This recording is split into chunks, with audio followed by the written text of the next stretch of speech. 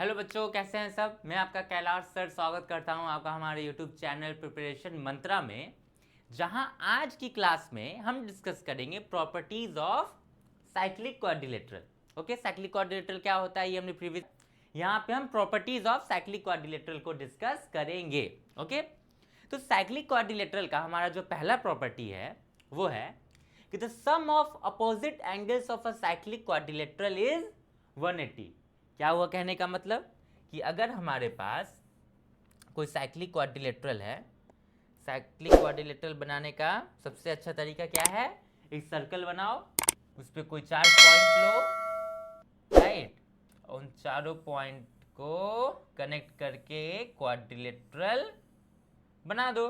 Okay, चलो perfect. तो ये क्या बन गया हमारा, ये एक साइक्लिक क्वाड्रिलेटरल है, इसके सारे वर्टिसेस जो है सर्कल पे लाई कर रहे हैं। चलो ठीक है, तो ये अपना साइक्लिक क्वाड्रिलेटरल है। तो साइक्लिक क्वाड्रिलेटरल अगर है तो उसके अपोजिट एंगल का सम, मतलब इतना प्लस इतना भी 180 होगा और इतना प्लस इतना भी हमारा 180 ही होगा। मतलब कि अगर इन सारे एंगल्स को हम कुछ नाम दे दें तो क्या हो जाएगा, angle 1 plus angle 180 and angle 2 plus angle 4 is also is equals to 180, right? तो यही हमारा है पहला प्रॉपर्टी कि the sum of opposite angles of a cyclic quadrilateral is 180। बहुत इंपॉर्टेंट प्रॉपर्टी है, सिंपल लग रहा है बट जब क्वेश्चन में आता है ना तो ये बहुत अच्छा क्वेश्चन बनाता है। ओके, इस कॉन्सेप्ट का यूज करके बहुत कॉम्प्लेक्स क्वेश्चन को भी हम लोग सॉल्व कर सकते हैं या फिर करते हैं। चलो परफेक्ट, ये कॉन्सेप्ट क्लियर हो गया।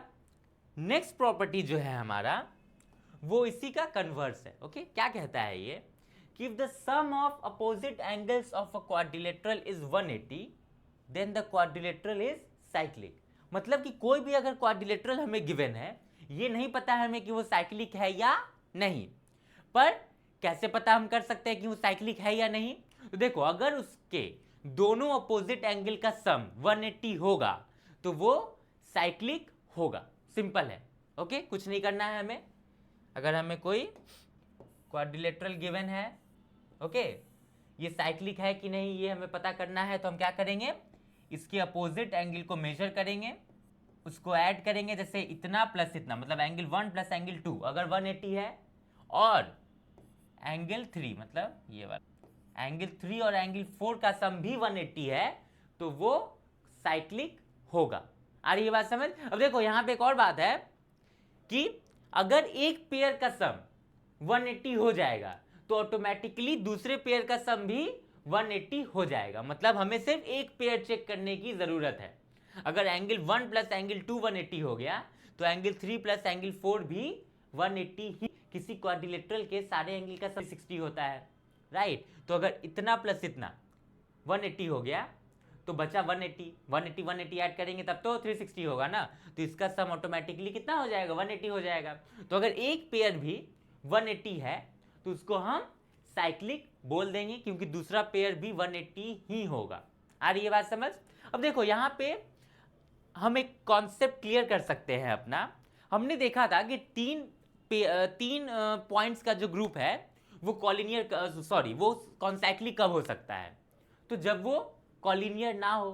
नॉन कॉलिनियर पॉइंट्स हैं अगर 3 तो वो हमेशा कॉन्साइक्लिक होंगे। चलो ठीक है, कोई 4 पॉइंट्स अगर हमें गिवन है, राइट, कोई 4 पॉइंट्स अगर हमें गिवन है तो ये चारों पॉइंट्स कॉन्साइक्लिक होंगे कि नहीं हम कैसे पता कर सकते हैं। सिंपल है, इन चारों पॉइंट्स को कनेक्ट करके सबसे पहले तो हमें क्वाड्रिलेटरल ड्रॉ करेंगे। ओके, क्वाड्रिलेटरल ड्रॉ कर दिए। अब फिर हम देखेंगे कि ये क्वाड्रिलेटरल साइक्लिक है या नहीं। कैसे, अपोजिट एंगल को मेजर, अगर अपोजिट एंगल का सम 180 है तो ये साइक्लिक है। तो अगर ये साइक्लिक है तो ये चारों पॉइंट्स क्या होंगे, कौन साइक्लिक होंगे। सिंपल है, राइट। तो इस तरीके से हम पता कर सकते हैं कि 4 पॉइंट्स जो हैं वो हमारे कौन साइक्लिक कब होंगे। आ रही है बात समझ। चलो परफेक्ट, तो ये था हमारा दूसरा प्रॉपर्टी साइक्लिक क्वाड्रिलेटरल का, जिसका हम यूज देख लिए। ओके, साइक्लिक क्वाड्रिलेटरल का कॉन्सेप्ट ये अगर हमें पता है तो कोई 4 पॉइंट हमें गिवन है उसको हम लोग कौन साइक्लिक है कि नहीं ये पता कर सकते हैं। चलो परफेक्ट, बढ़ते हैं हम लोग आगे। नेक्स्ट प्रॉपर्टी हम लोग का क्या है, exterior angle of cyclic quadrilateral is always equal to interior opposite angle. क्या हुआ इसका मतलब कि अगर हमारे पास कोई साइक्लिक क्वाड्रिलेटरल तो एक्सटीरियर एंगल कौन सा होगा, तो देखो किसी साइड को एक्सटेंड कर दो तो ये वाला जो एंगल बनेगा वो क्या होगा, एक्सटीरियर एंगल कहलाता है हमारा, राइट। चलो परफेक्ट। तो ये वाला जो एंगल होगा इसको हम 1 नाम दे देते हैं, वो किसकी इक्वल होगा, इंटीरियर अपोजिट एंगल। मतलब इंटीरियर में जो अपोजिट एंगल होगा इसके वो इसके इक्वल होगा। मतलब इंटीरियर अपोजिट एंगल कौन सा है इसका, ये वाला एंगल। तो अगर इसका वैल्यू x है तो इसका वैल्यू भी क्या हो जाएगा, x हो जाएगा, क्योंकि एक्सटीरियर एंगल आ रही है बात समझ। चलो परफेक्ट। तो ये था हमारा next property, exterior angle of a cyclic quadrilateral is equals to interior opposite angle. Again see ये सारे पॉइंट्स, सारे प्रॉपर्टीज जो है वो इंपॉर्टेंट है, क्योंकि ऐसा कोई तुम प्रॉपर्टी नहीं ले सकते ये वाला शायद इसको अगर हम दिमाग में ना भी रखे तो काम हो जाएगा नहीं, क्योंकि ये क्या है, छोटे छोटे प्रॉपर्टीज हैं, राइट।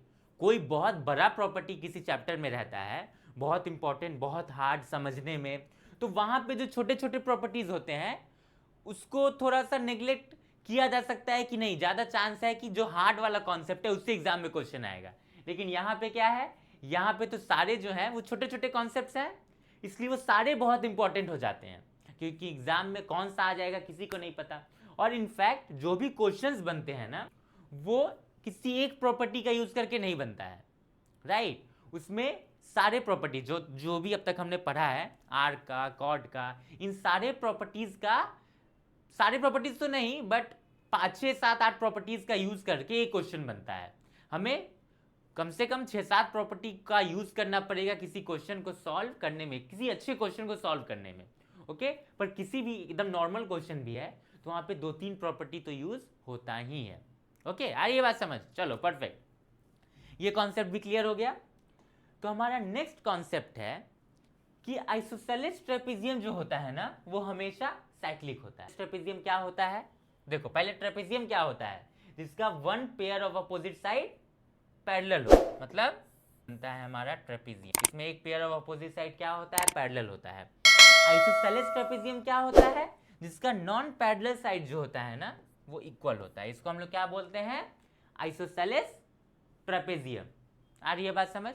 चलो परफेक्ट। आइसोसेलेस ट्रेपेजियम में ना जो अपोजिट एंगल्स होते हैं वो क्या होते हैं, सप्लीमेंट्री होते हैं। मतलब अपोजिट एंगल का सम क्या होता है, 180 होता है। That is why isosceles trapezium जो है वो ऑलवेज साइक्लिक होगा, राइट। और कौन से शेप ऑलवेज साइक्लिक होते हैं, तो देखो रेक्टेंगल एंड स्क्वायर, ये भी क्या होता है, ये ऑलवेज साइक्लिक होता है, ओके। आ रही है बात समझ। इसके अलावा और कोई शेप जैसे पैरेललोग्राम जो है वो ऑलवेज साइक्लिक नहीं होता है। रोम्बस जो है वो ऑलवेज साइक्लिक नहीं होता है। मेनली ये 3 शेप ही हैं, बट यहाँ पे मेंशन किया गया आइसोसेलेस ट्रेपेजियम, ये जो है वो अक्सर दिमाग से उतरा हुआ रहता है। ट्रायंगल और स्क्वायर ये अक्सर दिमाग में रहता है कि ट्रायंगल और स्क्वायर जो है वो अपोजिट एंगल 90 डिग्री है तो 90 90 180 होता है तो वो साइक्लिक होगा। बट आइसोसेलेस ट्रेपेजियम दिमाग से उतर जाता है क्योंकि इसका ये प्रॉपर्टी किसी को याद नहीं रह पाता है, राइट। चलो परफेक्ट।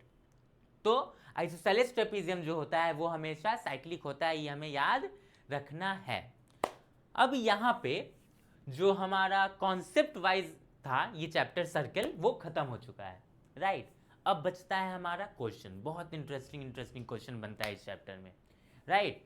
क्वेश्चंस को हम डिस्कस करेंगे, पर उससे पहले आप सब लोग प्रीवियस जितने भी वीडियोस हैं सर्कल पे उन सबको एक बार देखें, समझें, फिर क्वेश्चन वाले पार्ट पे आए ताकि क्वेश्चन वाला पार्ट अच्छे से समझ में आए। तो क्वेश्चन वाला पार्ट, क्वेश्चन वाला वीडियो हम लोग नेक्स्ट वीडियो से देखेंगे। क्वेश्चन वाला सेक्शन हम लोग नेक्स्ट वीडियो से डिस्कस करेंगे।